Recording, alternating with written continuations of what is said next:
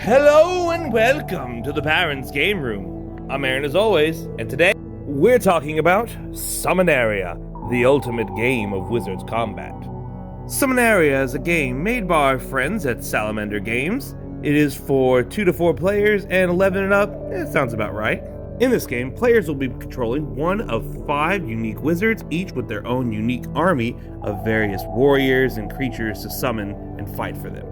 Summonaria is a battle arena / area control game where wizards fight to gain control of the majority of these tower spaces you see along the board, and if they do, they must maintain control of those towers for 1 full turn. If they do, they can complete the spell of focusing and gain access to the source of all magic in Thronak. Setup's pretty simple, just make sure the board's in the center of the table, give each player a stack of unit tiles matching whichever wizard they chose, give the resource deck a quick shuffle and deal 3 to each player, and then make sure you keep a few tokens nearby and some dice nearby as well. Now I want to point out that this game was pretty much funded entirely out of the pockets of the designers. No Kickstarter help here, which is why even though the base game only comes with 1 of each of the 3 types of dice you'll use in the game, you'll really probably need a few more, and that's why I've tossed in a few of my own into the game, and hey, let's be real.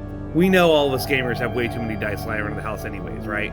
Now before we start, the game does come with some errata text and optional rules, and we do recommend following some of these for a game to make it a little smoother and faster, such as starting off with certain warriors on the board and making combat a little easier. Now Summonaria is a game that is a strategy game, but also has a fair bit of luck, thus fitting into our theme of the month. On your turn, you will draw 2 resource cards from the resource deck and add them to your hand. You will use these resources in the next step, which is summoning unit.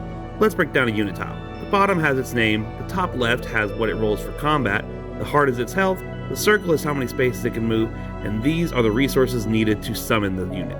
Also, some units will have special abilities listed below their cost. You can find descriptions of these abilities in the bestiary. Now keep in mind that you do have a limited number of units, so you obviously cannot summon any more once you summon maybe all 5 of these goblin warriors. Now like I said, these are the resources needed to summon a creature. So, with my current hand, I could discard away this 1 Dragonstooth in order to summon this skeleton, or I could discard away this 1 Toadstool to summon this ghoul. This might seem strange at first. You actually don't put your unit right to the board once you've summoned it. You need to wait till the end of the turn for that, and I'll tell you why here in a second. After you discard the proper resources to select which piece you're going to summon next, you'll end up moving and engaging with your units already on the board first. Again, the circle shows how many spaces a unit can move. Pieces may move orthogonally or diagonally. Keep in mind that for a unit to attack another unit, they must still have 1 space of movement still remaining. So, my winged horror here could not actually reach to attack this Delver Mage, but could move 1 and still have a space left to attack this one. The reason for this, because unless your character has a ranged attack, once you defeat an enemy unit, you'll move into their space. Again, this shows exactly what each unit rolls when they engage in combat, and the attacking unit always goes first, so I've got 2d10 ready to roll. Now the attacking in this game is pretty unique. You're specifically looking for 1s or 2s. Hey look, I got both. For each 1 and 2 rolled, you will deal 1 damage, and if you roll any 1s or 2s at all, you will re-roll all your attack dice again, and you will continue doing this until you don't roll any 1s or 2s. Dang.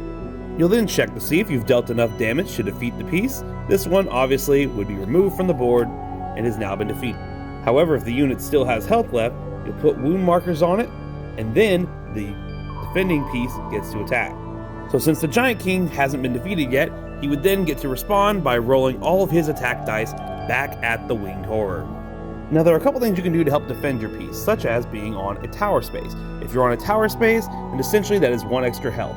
The first damage will be dealt to the tower, crumbling it, which won't protect you any further, but then all other damage will go directly to your piece. You could also have a piece visit one of the temple spaces at the corners of the board. If they visit that, they become blessed, which again essentially gives them 1 extra hit point. Now once you've moved and engaged with each of the units you have on the board, that is when you will finally place the piece you summoned earlier in the turn onto the portal space. The reason you must wait is because if the portal space is still blocked up by another unit, either yours or an opponent's, then you cannot summon this unit to the board. And that really covers all the basics to gameplay. Again, you're trying to play to have control of the majority of towers on the board and maintain control for one turn. However, there's a couple of pretty interesting things that I want to mention real quick. Now, being at the mercy of what resources you draw from the resource set can be pretty harsh sometimes. We all know how luck can be. Which is why there's actually a few things you can do to mitigate your luck in this game. There's actually a hierarchy to the resources used to summon units, with the left being the most important resource and the right being the least important resource. And basically that means you can actually substitute resources with anything to the left of that resource. So I could actually use a fairy dust here in place of dragon's teeth, or I could use a bloodstone in place of any other resource.